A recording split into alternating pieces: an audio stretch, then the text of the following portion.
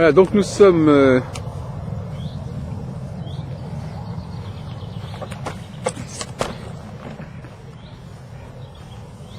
voilà.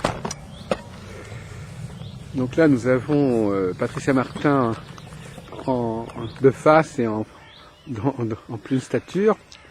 C'est on est toujours dans cette fameuse propriété là qui est en projet. Alors là vous êtes en plein dans les projets, hein. C'est encore de ce côté-là, vous nous dites déjà il y a telle chose qui aura lieu à tel endroit. Oui. Mais c'est pas de l'astrologie quand vous dites ça. Je l'espère que ça devient de l'astrologie. Non mais je veux dire que c'est pas astrologiquement que vous faites ces projets. Non. Non, en fait, il y a une partie d'astrologie par rapport au moment de construire, si c'est le bon moment, oui, ça, on a bien sûr, on a bien regardé si c'était propice. Quand même. Oui, bien sûr.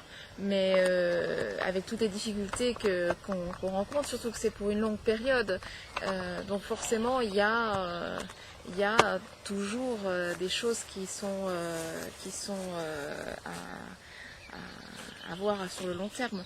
Mais oui, on espère que qu'il y ait je souhaite qu'il y ait beaucoup d'astrologie, parce que d'abord j'ai des gens, d'autres astrologues, qui souhaiteraient participer à des séminaires avec des élèves.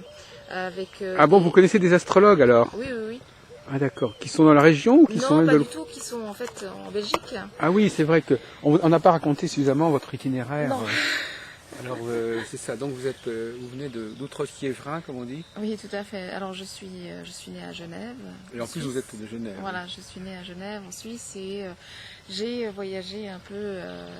Je crois que mes parents m'ont donné le virus de voyager, mais je suis un peu fatiguée ces derniers temps, et j'ai vraiment envie de me poser, de trouver un endroit qui soit propice justement à la formation, à la transmission, au partage de connaissances. C'est ce qui m'anime profondément. Et j'ai habité en Donc vous connaissez ah oui, en plus l'Angleterre. Oui, j'ai habité en Angleterre, en Belgique. Et vous avez connu partout des astrologues? Surtout en Belgique, puisque j'ai quand même habité 19 ans en Belgique. Alors dites-nous un petit peu qui vous connaissez, qui vous avez fréquenté en Belgique, parce on les connaît aussi probablement. Oui, Serge Ducas, c'est à travers lui que j'ai commencé. En fait, j'ai commencé par la cartomancie. Oui, pourquoi pas. J'ai commencé par la cartomancie en pensant que c'était une discipline intéressante, ce qu'elle est. Mais chez moi, ça me suffisait pas, ça ne me remplissait pas assez. J'étais toujours intéressée par le comportement humain. Quand j'étais adolescente, ce que j'aurais voulu devenir, c'était spécialiste en criminologie. Et c'était vraiment l'étude du comportement qui m'intéressait. Et la cartomancie ne va pas assez en profondeur dans le comportement.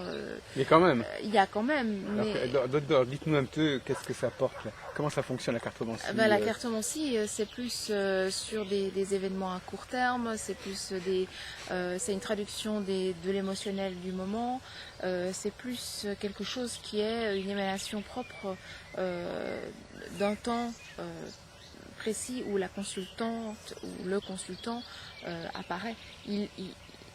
Ça traduit vraiment l'instant. Ou le proche terme, je vais dire jusqu'à 2 ans. Et l'astrologie ne permet pas cela? Enfin, l'astrologie permet ça, oui, mais donne une importance sur le potentiel de la personne à la naissance, plus permet d'étudier avec lui le niveau de conscience qu'il aura développé jusqu'à un certain point, plus évidemment les transits du moment qui vont permettre d'affiner ces potentiels, ou en tout cas d'avoir une bonne connaissance de soi, et d'aller toujours avec le recul et avec l'expérience, d'aller toujours plus loin dans la connaissance de soi. C'est comme je le dis régulièrement, personnellement j'ai envie de devenir une chouette petite vieille, et j'espère qu'il y a plein de gens qui disent qu'ils vont devenir des chouettes petits vieux. Mais si on ne se pose pas les bonnes questions plus jeunes, on risque d'être des vieux cons, et c'est tout. Et j'ai pas envie de ça. Ah, il y a un mot qui est très important pour vous, c'est le mot énergie. Alors là, Ah oui. tout est énergie, Oui. on baigne dans l'énergie. Pas vous? C'est un non, moi je suis plutôt dans la sémiotique, c'est-à-dire je crois plutôt qu'il y a qu'on a mis en place des signes et que ces signes on les comprend. Et c'est plus, je dirais pas que c'est plus intellectuel, mais enfin quelque part effectivement, il faut savoir déchiffrer certains signaux, certaines configurations. Oui. Et elles ne s'imposent pas forcément. Si vous voulez, moi j'ai une position plus humaniste, on veut dire, c'est-à-dire que moi, je considère que l'homme a fait il a en grande partie construit certaines choses, Oui. construit le monde, construit l'astrologie. Donc, si vous voulez, ces énergies, si elles existent, Oui. elles ne sont pas à l'état sauvage. Elles ont été restructurées, repensées. Analysé, mais Non, mais même, elles ont même été reformulées. Non, bah, vous dites analysées. Moi, je dis non, elles n'ont pas été analysées. Elles ont été déterminées, choisies, organisées. Donc, non, mais c'est pour Oui, situer oui, tout le à débat. C'est pas du tout pareil. Là. Actuellement, il y a un courant astrologique qui dit que l'astronomie, oui, ça existe, les énergies, oui, ça existe, mais l'astrologie, elle a fait son choix. Elle a choisi des codes, elle a choisi des repères. Bien sûr. Donc, elle n'en a pas choisi d'autres, et donc, par conséquent, encore faut-il savoir les capter. Parce que si ces repères ne sont pas naturels, s'ils sont culturels, d'une certaine manière, à un certain niveau, Oui, bien sûr. s'il faut savoir les lire, si celui qui ne sait pas les lire, eh ben, il ne les capte pas, et donc il ne les reçoit pas. Non, mais je pense qu'il les capte quand même s'il Voilà, ne mais les comprend pas. Ah ben non, si vous n'avez pas les moyens de... S'il y a un signal que vous n'êtes pas amené à comprendre et à entendre, eh bien vous passez à côté du signal. Oui, ça, je suis d'accord, mais c'est pas parce que vous passez à côté du signal que vous ne l'avez pas reçu. Ah si. Si par exemple vous avez vous avez un feu rouge, si vous voyez pas le feu rouge, vous n'aurez pas reçu le feu rouge. Vous n'aurez pas reçu le message. Oui, vous d'accord. n'aurez pas reçu. Mais il était bien rouge. Oui, mais vous l'aurez pas reçu. Et moi, c'est là où je veux en venir, c'est que les choses sont là. Après, les gens ne sont pas toujours aptes ou en conscience de voir ce qui leur est offert. Et c'est là où le potentiel astrologique est très important et que quand on va voir un astrologue, on va chercher d'amplifier ces potentiels et les utiliser surtout. Oui, les mettre à être justement en conscience de pouvoir voir le feu rouge. Ah oui, mais non, parce que justement, il ne s'agit pas simplement d'être mis en conscience. Si vous n'avez pas les moyens, c'est bien la conscience, c'est-à-dire si vous n'avez pas Dieu, vous n'avez pas Dieu. Hein. Si vous ne captez pas des choses, vous ne les captez pas. Et vous vous dites, ah oui, mais on peut quand même y arriver. Donc finalement, vous êtes en train de dire, oui. On va faire un miracle, vous ne voyez pas, on va vous rendre la vue. Non, il y a des choses il y a des gens qui n'ont pas on est dans la magie là. Il y a des gens qui n'ont pas les moyens de capter certaines choses. Vous ne pouvez pas leur restituer ces moyens. Mais je suis d'accord avec vous qu'il y a des gens qui n'ont pas les moyens. Et je ne dis pas que tout le monde peut voir ces moyens ou connaître. Mais je pense qu'il y a plus de gens. J'ai peut-être encore plus confiance dans la race humaine en disant oui, mais on est capable de grandes choses et donc de se remettre en question, d'apprendre et d'avoir accès à la connaissance.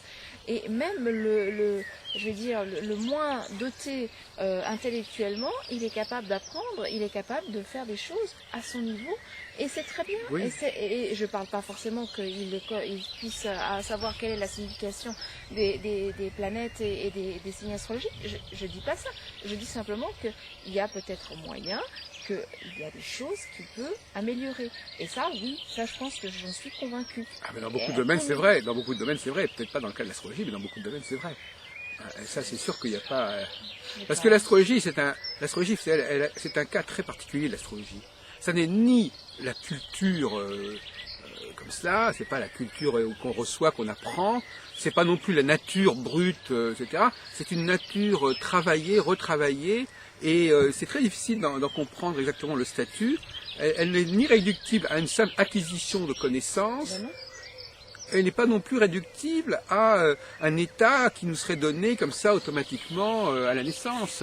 C'est quelque chose qui implique un décryptage du subconscient que l'on a plus ou moins. Et d'ailleurs, vous savez, vous scandalisez ce que je vais vous dire, mais ce qui fait que certaines personnes ont justement un certain charisme, une certaine autorité, une certaine influence, Oui. c'est que précisément elles captent des énergies que les autres ne captent pas. Oui. C'est ça qui leur donne le pouvoir quelque part. Le prêtre, on prend l'exemple du prêtre ou du roi, enfin il y a des personnages qui justement, alors tout le monde n'a pas ce pouvoir, d'ailleurs heureusement. Si les astres donnent une dynamique, imaginez une population où tout le monde serait génial, tout le monde serait chef, tout le monde serait dominant, etc. Non. Donc, si les astres ont un rapport quelconque avec une certaine puissance, un certain potentiel, visiblement, c'est réservé à une certaine élite. Vu l'angle que vous approchez, effectivement, il vaut mieux que ce ne soit pas tout le monde qui ait accès à ce genre d'informations. Parce qu'autrement, on vivrait en guerre permanente avec des milliers de petits rois qui... Oui, voilà. Or, là, justement, le problème, c'est que c'est cette énergie-là dont vous parlez, c'est justement de ça dont il s'agit. C'est cette énergie qui donne... L'astrologie, c'est un capital extraordinaire. Je veux dire, c'est quelque chose qui n'est pas si évident à capter, à gagner, à connaître, etc. Et à recevoir. Mais si vous voulez, c'est pas comme la voyance, mais d'une certaine manière, il faut être doué pour recevoir les astres en quelque sorte. Mais de toute façon, quand les gens approchent l'astrologie, c'est pas parce qu'ils approchent l'astrologie qu'ils vont devenir astrologues. Non. Et il y en a beaucoup qui n'ont pas envie de devenir professeur. C'est pas le souci. Mais parce que là, je vous rejoins. Je pense qu'il faut avoir une persévérance, il faut avoir une envie, il faut avoir une soif de connaître, encore plus grande si on veut utiliser l'astrologie. Et c'est pas donné à tout le monde. Il y a des gens qui ne le feront de toute façon pas parce que c'est pas dans leur nature. Oui, mais il y a un paradoxe dans ce que vous dites. Par exemple, justement, dame, j'étais où hier? J'étais à Vitré. Oui. Alors il y avait une dame qui disait très heureusement, elle disait que même quand on fait un tirage de tarot, il faut que celui qui tire le tarot, pas le tarologue, il faut que celui qui tire le tarot, il soit inspiré dans le choix des cartes. Bien sûr. Bon, et bien donc dans le cadre du rapport entre l'astrologue et son client, il faut aussi que le client soit inspiré, pas seulement l'astrologue, et même peut-être pas tellement l'astrologue. Il l'est déjà, puisqu'il fait la démarche de chercher une Non, mais je veux dire que je ne suis pas en train de parler des astrologues, je suis en train de parler des clients. Mais oui, mais le client, il fait la démarche de chercher un astrologue. Ça ne veut pas dire pour autant qu'il sache, ça veut pas dire pour autant qu'il soit influencé par les astres. Non, mais il est influencé. Il est influencé dans la recherche de réponses. Oui, mais oui, d'accord, ben ça c'est un autre problème. C'est le fait de vouloir Oui, mais qu'il choisisse l'astrologie, c'est quand même bien. C'est quand même un moyen subtil de trouver des... Non, mais il choisit l'astrologie en tant qu'objet culturel. Il ne choisit pas l'astrologie en tant... C'est un autre problème. Il assimile des connaissances en astrologie au mieux, mais ce n'est pas ça qui fait qu'il vibre par rapport aux astres. Il vit par rapport à un savoir. Alors il vit par rapport à une croyance, mais c'est pas suffisant pour faire l'astrologie. Il faut aussi capter les valeurs. J'ai peut-être eu trop de chance, parce que tous les consultants que j'ai eus jusqu'à aujourd'hui, c'est des gens qui sont extrêmement réceptifs. Alors, ça, c'est une question qui se pose. Alors, qu'est-ce qui vous fait penser que réceptif à quoi d'abord? Réceptif à ce que vous dites? Comment pouvez-vous dire de manière absolue qu'ils sont soit réceptifs à ce que vous dites, ou alors réceptifs aux astres, je ne sais pas exactement, réceptifs à quoi? Réceptifs aux astres dans le sens que lorsqu'on a leur thème de naissance devant les yeux et que je ne les connais pas par la date de naissance et leur nom et leur prénom, et que j'en interprète, ils correspondent bien. Ils correspondent bien. Je me dis, ils sont quand même réceptifs parce qu'autrement, je pourrais pas donner des mots à ce que les planètes représentent. Je pourrais pas dire théoriquement que ça représente ça. Et eux, ils le manifestent.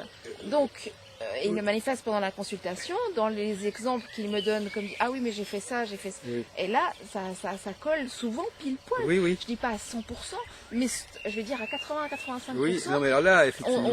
On est bon. Mais j'ai eu des gens qui me disaient, mais non, c'est pas comme ça. Eh ben, je les écoute aussi, parce que ça veut dire que quand je leur raconte quelque chose, je me suis peut-être fait drôle. Non, mais là, effectivement, là, on touche à un sujet qu'on a eu tout à l'heure dans la voiture. C'est-à-dire qu'effectivement, il y a l'astrologie idéale et puis il y a l'objet astrologique tel qu'on propose. Oui. Alors, est-ce que cette astrologie que vous proposez, elle est vraiment l'astrologie? Parce que on tourne en rond. Parce qu'effectivement, une chose et deux. Là, pour l'instant, on était dans les trucs très généraux. C'est-à-dire, il y a les énergies, on les capte, on les capte pas. Maintenant, vous dites, ok, bon, l'astrologie existe, on la prend, on fait des thèmes, donc, ok. Non, parce que précisément, on peut se poser la question de savoir si cette astrologie extrêmement compliquée, extrêmement sophistiquée, avec des tas de trucs qui se sont rajoutés, etc. Est-ce que c'est ça la bonne astrologie? Est-ce que c'est ça la vraie astrologie? Est-ce que c'est même ça de l'astrologie? Enfin bon, on peut se poser des tas de questions. Mais je veux dire qu'il y a une très grande différence entre ce qu'est l'astrologie dans l'absolu, dans son principe, et de ce qu'elle est devenue dans les mains de l'astrologue aujourd'hui en 2010.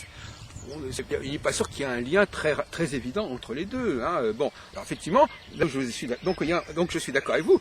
Si vous considérez que l'astrologue, à un moment donné, il fait un travail qui fait sens. D'accord. Bon, maintenant pourquoi ça et ça fonctionne quelque part. Bon, c'est un autre problème. Alors là, on n'est plus en train de prouver l'astrologie, on est en train de valider le travail de l'astrologue. Oui. Alors ne cherchons forcément à amalgamer ces deux problèmes-là parce que on va un peu trop loin. Alors effectivement, bon, l'astrologue travaille. Alors pourquoi partir du principe que effectivement ce travail ça fonctionne, que d'ailleurs c'est un métier qui convient à qui. Pourquoi? C'est la question. Pourquoi ça leur convient? Qu'est-ce qui fait que ça leur convient? Est-ce que c'est parce que l'astrologie est vraie en tant que phénomène, en tant que tel, ou est-ce qu'elle est vraie parce que ils sont en quête de quelque chose, ils sont prêts à entendre des choses, ils sont en demande de savoir qui ils sont, donc ils sont prêts à entendre des choses pour savoir quelque chose sur eux, qui n'est pas forcément... Parce qu'il y a une question, Patricia Martin, qui se pose, c'est de savoir si les gens qui viennent voir l'astrologue veulent vérifier que ce que l'astrologue leur dit, c'est ce qu'ils sont, est-ce qu'ils savent qu'ils sont, ou est-ce qu'ils vont voir l'astrologue pour savoir ce qu'ils sont. C'est-à-dire pour savoir qui ils sont, ce qui quelque part veut dire qu'ils ne le savent pas. Je pense qu'il y a un peu des deux. Je pense qu'il y a des... Parce que si moi je dois dire à quelqu'un ce qu'il est alors qu'il ne sait pas qui il est, c'est un peu un problème. Je pense que c'est pas seulement de savoir qui il est ou pas qui il est. Ce qui se passe, c'est que souvent, et vous le savez comme moi, on vit dans un milieu avec une famille qui est autour de soi, un environnement qui est d'un certain type, et on absorbe tout ce qu'on a autour de soi d'une certaine manière. Maintenant, selon comment vous absorbez les choses autour de vous, va vous aider à la définition de qui vous êtes et comment vous fonctionnez. Sans l'astrologie. Alors, il y a des gens qui ont la chance de pouvoir vivre dans un environnement qui est propice au questionnement, qui est propice à qui je suis, comment je fonctionne, ça tu es bon, ça tu es pas bon, va dans cette direction-là parce que c'est un truc qui te plaît.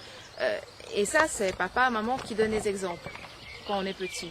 Mais si on vit dans une famille où on ne parle de rien, on ne dit rien sur qui, comment, on cache tout, alors forcément, on peut arriver devant un astrologue et avoir besoin d'informations sur qui on est, parce que on n'a pas la moindre idée.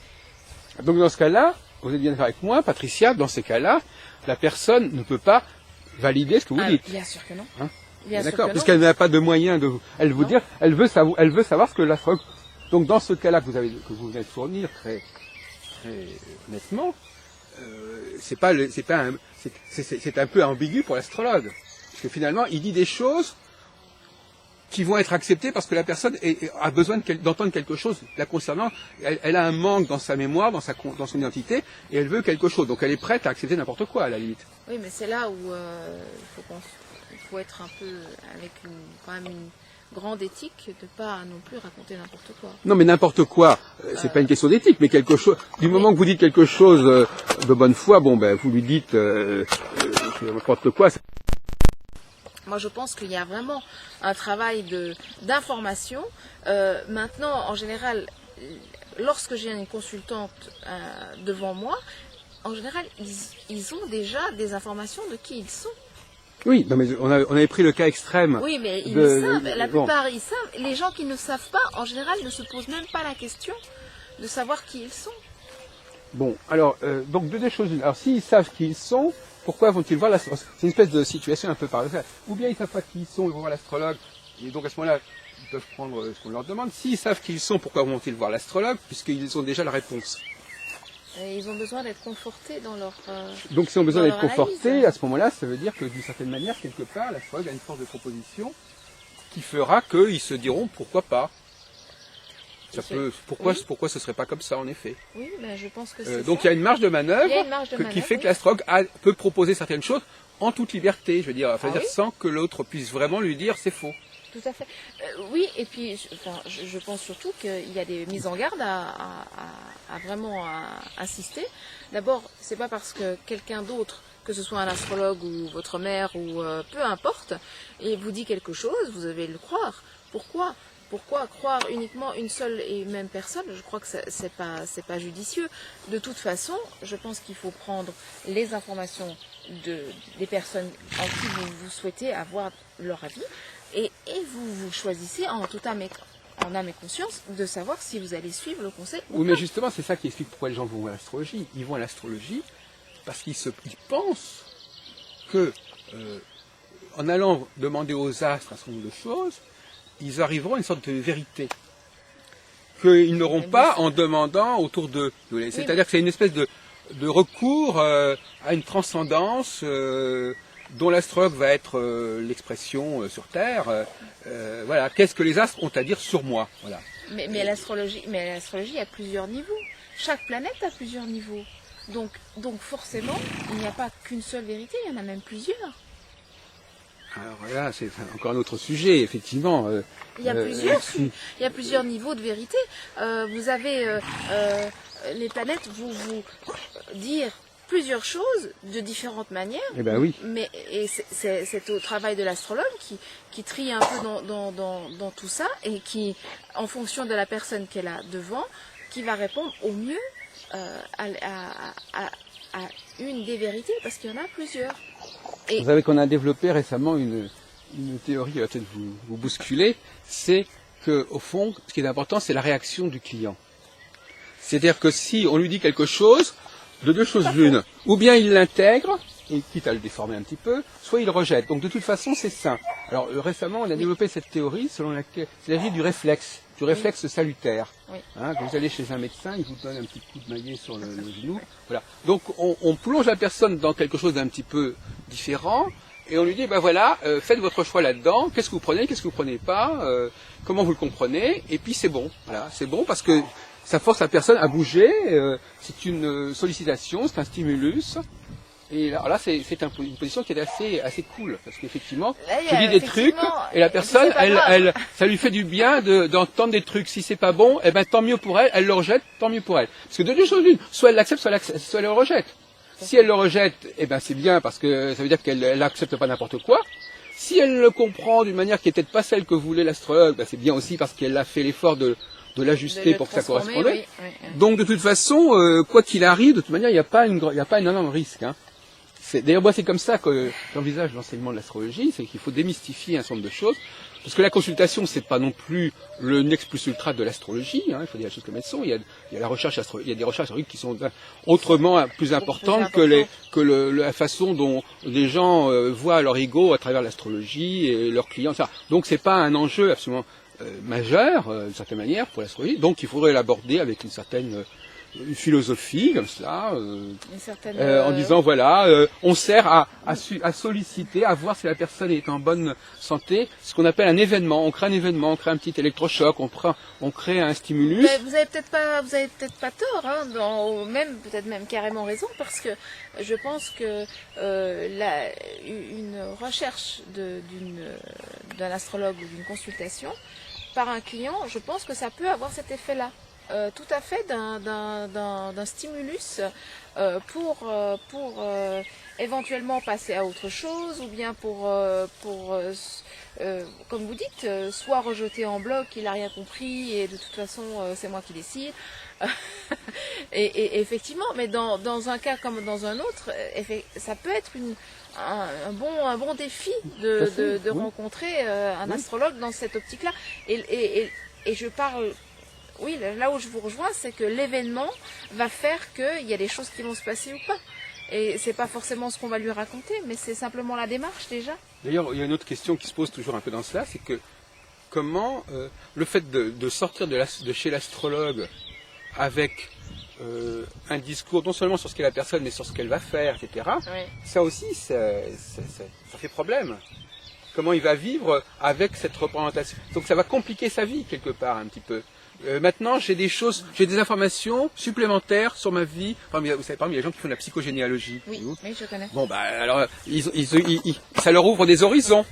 Tout à fait. Ils se sont dit, tiens, j'ai un arrière-grand-père qui avait le même prénom que moi, ou qui faisait la même chose que moi. Bon, donc si vous voulez, chaque fois que les gens sont confrontés à des choses qui sont un peu en rapport avec eux, par un biais ou par un autre, parce que la généalogie, bon, ça, l'astrologie, c'est le thème natal. Voilà. Donc du moment que c'est quelque chose qui a un rapport avec eux, ils peuvent pas complètement. Ils ont déjà un point de départ qui fait qu'ils peuvent le prendre au sérieux. Oui. Parce que finalement, l'astrologie, c'est une sorte de généalogie. Finalement, enfin, c'est quelque chose qui nous appartient, qui est né avec nous, donc qu'on peut s'approprier. Tout à fait. Et donc, par conséquent, on va devoir digérer tout ça, digérer une prévision, digérer un diagnostic, digérer un discours sur vous. Tout à fait. Et tout ça, c'est aussi intéressant. Ça peut être, c'est une sorte de vaccin. Enfin, ça peut renforcer les défenses, par exemple. Oui, ça peut provoquer des convictions. Ça peut renforcer des envies de faire ou simplement de vraiment de coller à sa propre personnalité d'une manière encore plus forte. Ça peut provoquer des convictions. Sa personnalité, en tout cas, la conscience de ce qu'on est, ah oui, la conscience de ce qu'on pense être et de ce qu'on pense ne pas être. Tout à fait. Bon, par exemple, prenons un exemple un peu idiot. Des gens, par exemple, il y a des gens qui ont un régime alimentaire, il y en a qui n'ont pas. Oui. Bon, alors, vous avez cette personne-là, vous avez l'impression qu'elle mangerait n'importe quoi. Et puis vous lui donnez des trucs de plus en plus bizarres, jusqu'au moment où elle dit non, ça j'en veux pas. Donc quelque part, vous déterminez le seuil où elle est capable de dire non. Tout à fait. Ouais. Et il y a des gens qui ne savent pas dire non.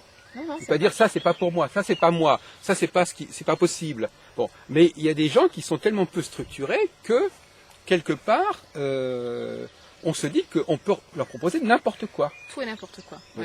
Et qu'ils peuvent manger tout et n'importe quoi, c'est l'occasion qui fait le larron, c'est l'opportunité. Voilà, on vous propose ça, ben c'est pas par hasard, tiens, je vais le prendre puisque c'est là, voilà. Voilà. Mais je pense que c'est là où on a un véritable travail, c'est qu'à la limite, on va provoquer la réflexion.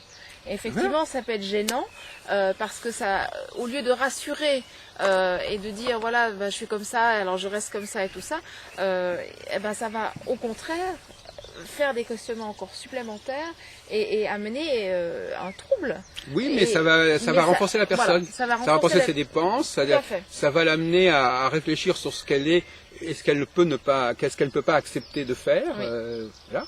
Oui. Et mais à ce moment-là, si vous voulez, le grand problème, Patricia Martin, c'est que ça change complètement, je dis pas le métier d'astrologue, mais la formation de l'astrologue. Parce que si on doit former l'astrologue à faire ce genre de travail, vous comprendrez bien qu'il y a quand même des tas de connaissances qu'on lui met dans la tête et qui ne nous serviront à rien. Oui. Parce que si c'est simplement une capacité à lire une partition, comme disait ce matin Madame Noël à Saint-Malo, c'est-à-dire on lit une partition, on dit un discours très joli sur un thème, et puis voilà, et puis ça passe ou ça passe pas, voilà. Bon, à ce moment-là, il faut apprendre à lire. C'est-à-dire qu'en fin de compte, on pourrait se demander si le thème natal, si apprendre l'astrologie, c'est pas apprendre à lire le truc astrologique, quoi. Alors c'est ça. Donc on apprendrait à lire, voire à parler, mais surtout à lire finalement, à interpréter, comme on pourrait apprendre le piano à la limite. Hein. On fait vibrer un texte, on sait lire un texte, on le lit de manière plus. D'ailleurs, il y a des comédiens qui sont devenus astrologues, etc. On lit un texte avec une certaine puissance, on lui donne de la vie, on lui redonne une vie, il parle à l'autre personne, elle se retrouve quelque part, et elle vibre à ça. Bon, on n'est pas dans le domaine de la vérité, on est dans le domaine d'un enrichissement. Quand quelqu'un dit je veux prendre un beefsteak frites, il ne veut pas dire c'est moi. Il va dire oui, mais ça me tente, j'en ai envie. C'est pas forcément dans le domaine, on n'est pas dans l'ontologique. On est vraiment dans c'est moi comme ça, c'est tout simplement, voilà, c'est dans le domaine de l'avoir. D'ailleurs, quelque part, tout à l'heure on dit de l'appropriation. Qu'est-ce que c'est que l'appropriation? On s'approprie un avoir, on s'approprie un objet, on s'approprie pas forcément quelque chose qui est ce que nous sommes. C'est ce que j'emploie l'expression, un avoir à être. Voilà, mais un avoir à être. Mais tout à fait, parce que moi je pense que s'approprier sa personnalité, c'est encore prendre une plus grande responsabilité de sa présence, de ses actes, de sa conscience, de son implication envers les autres. Je pense que ça peut être très très très très très utile. ça peut être très utile. Oui. Non, mais ce que je voulais dire, c'est que c'était pas. Il fallait repenser la question de l'enseignement de l'astrologie. Oui, mais l'enseignement de l'astrologie, je suis pas tout à fait d'accord avec ce que vous dites. Non, mais j'exagère un petit peu. Oui, vous exagérez un petit peu. Mais malgré tout, on peut se poser la question de savoir si la finalité est cela, si l'astrologue, au fond, on lui demande surtout de savoir lire quelque chose et d'en tirer quelque chose qui peut provoquer une réaction, qui peut plaire ou qui peut séduire, on lui demande pas d'être dans le vrai. On lui demande pas d'être dans le vrai. Donc on va pas lui mettre, et ça c'est important parce qu'il y a des élèves en astrologie, on lui dit, ah oui, mais est-ce que vous avez appris assez d'astrologie? Est-ce que vous êtes assez calé pour dire des choses vraies? Et là on n'est plus dans le vrai, donc à ce moment-là l'enseignement d'astrologie devient quelque chose qui est finalement, on va pas mettre l'accent sur les mêmes problèmes, sur les mêmes capacités. Vaut mieux savoir lire une partition même si on sait pas très bien en jouer. Non, mais ça veut dire que non, parce que en musique il n'y a pas du vrai non plus. Enfin, mais voilà, justement. Donc on n'est pas dans le vrai, on est dans quelque chose qui parle. Voilà. Ça parle à l'autre. Du moment que l'astrologue dit des choses qui parlent à son. Oui. Bon, et ben la question donc c'est comment former un astrologue qui sache faire ça.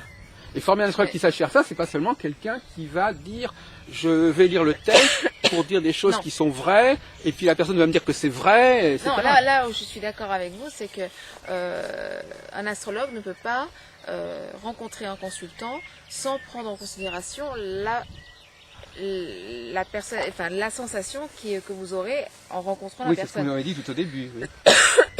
Je reviens à ça parce que ça fait partie d'une condition nécessaire. Parce que si c'est juste pour débiter le thème astrologique, excusez-moi. Oui. Si c'est juste pour débiter le thème astrologique en fonction de ce qui est écrit, et on ne prend pas du tout en considération la personnalité ou le ressenti ou la réaction de l'autre au moment de l'explication du thème, c'est grave.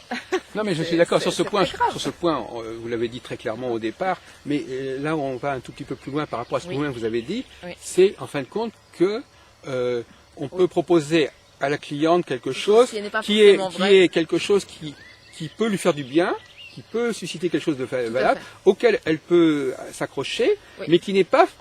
Mais ça sera pas pour autant que ça sera vrai. Tout à fait. Ce sera elle qui le rendra vrai de cette manière. Oui. C'est-à-dire bon, donc c'est pas la même responsabilité au sens scientifique du terme. C'est-à-dire que ça n'est, faut employer le mot solidité. Oui. Là, si on repense à cette question de la solidité dans cette problématique-là, la solidité, c'est la qualité de la qualité du propos, si vous voulez. C'est-à-dire, il faut que ce soit un propos qui soit suffisamment attractif pour qu'elle s'identifie. Voilà, ou bien pour qu'elle voilà, il faut qu'il soit suffisamment fort, etc. C'est pas forcément qu'il sera ça peut devenir sa vérité, c'est pas forcément la vérité de ce qu'elle est. Ça peut être une invitation à en faire sa vérité.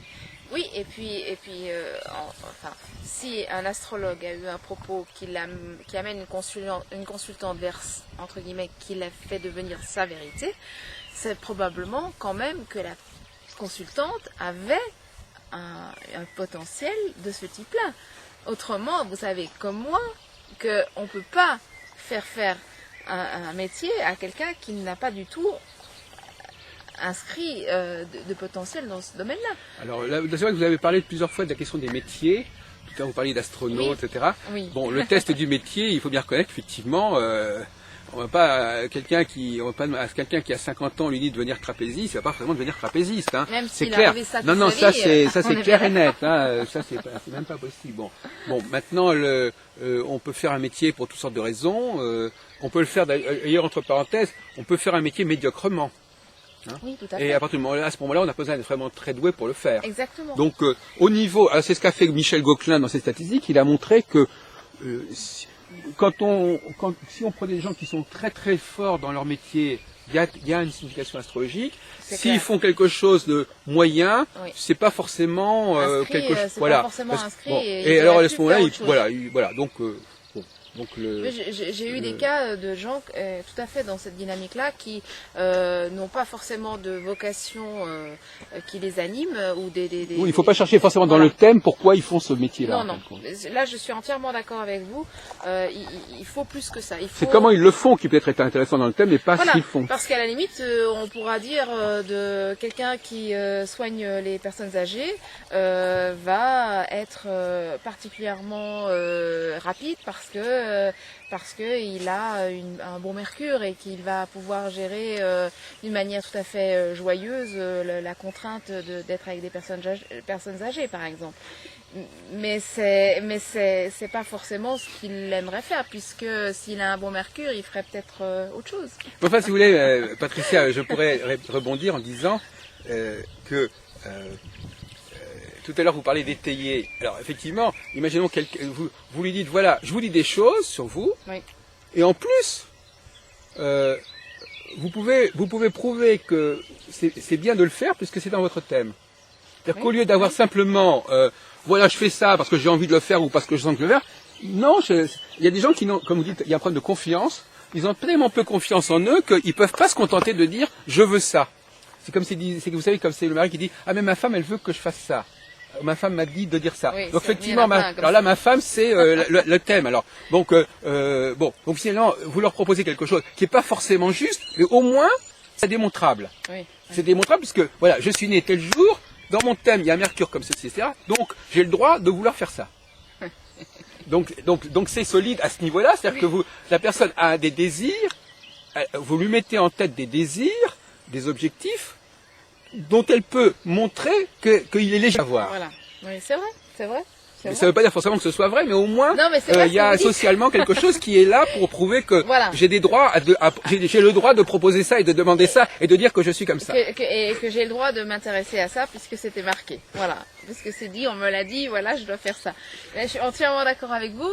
C'est vrai que on peut influencer ou en tout cas avoir ce genre de discours avec certaines personnes. Et c'est vrai que l'astrologue, dans ce cas-là, a un pouvoir non négligeable soit d'une amélioration véritable, soit d'une frustration encore plus véritable. Parce que on dit des choses qui ne sont pas forcément applicables par les gens que vous rencontrez, tout simplement. Parce que le tout, c'est pas d'avoir un thème, le tout, c'est de pouvoir le réaliser. Et il y a plein de gens qui ne le réalisent pas.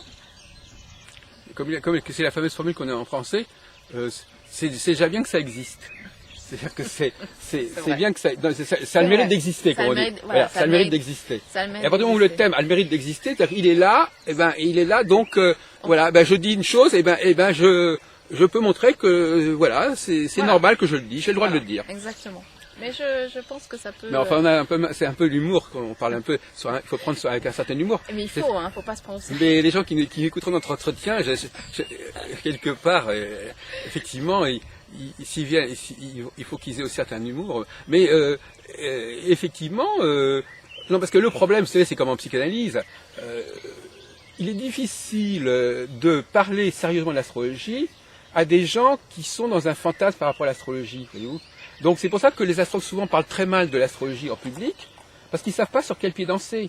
Ils disent, si je dis ça, je crache dans la soupe, si je dis ça, etc. Donc ils n'arrivent pas, ils ont une sorte de langue de bois, parce que par définition, ils se disent, je vais pas dire ça, parce qu'à ce moment-là, mes clients, ils vont partir, ou mes clients, ils vont pas venir, ou mes élèves vont pas venir. Donc il faudrait qu'on arrive à dire des choses quand même un peu vraies, en ne prenant pas les gens pour des imbéciles, en disant que même si on dit des choses comme ça va pas les arrêter forcément. Oui, mais d'un autre côté, c'est comme pour tout. On vous donne quelque chose, c'est vous qui allez en faire quelque chose. Oui, c'est ça, voilà. Et c'est pas quoi qu'on vous donne, quoi qu'on vous donne. Oui. En définitive, c'est le libre arbitre, la conscience de chacun qui va rendre intéressant ou pas intéressant, utilisable ou pas utilisable, tout ce qu'on a à disposition.